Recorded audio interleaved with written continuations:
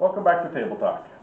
Today we're going to talk a little bit about low velocity motor vehicle accidents. So what exactly happens when you're involved in a auto accident that's only 5, 10, 15 miles an hour?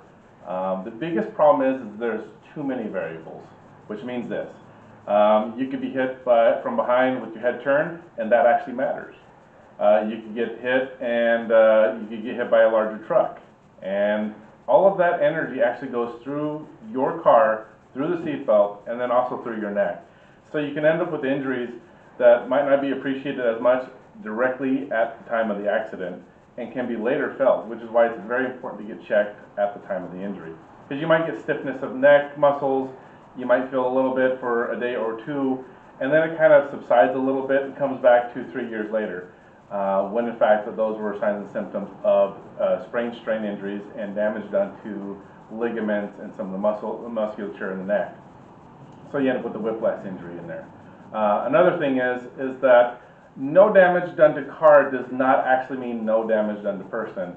Okay, they've done laser inspections, they've done countless other studies where at low velocity speeds, no damage was visibly seen, and so both people just kind of leave it alone, and no damage was done, right? And yet that's not the case. There's plenty of people that have been injured in low velocity conditions as such, and they end up with sprain strain injuries. Because again, every case is a little bit different. You could already have pre-existing conditions in there. You could have a pre-existing injury, and then all of a sudden that exacerbates it. Okay, so it doesn't actually take much. And the distance from your head from the headrest actually matters too. Most people are not driving with their head against the headrest. Most people are driving with the head forward. And that actually matters too, because in that little gap space that you kind of jolt your head, that's enough for the ligaments to get kind of overstretched and pulled. And so you can end up injuring that. So it really matters. It's all kind of case by case. But it's very important to understand that, no damage done to the car doesn't mean no damage done to you. And this goes for the kids that are in the car as well.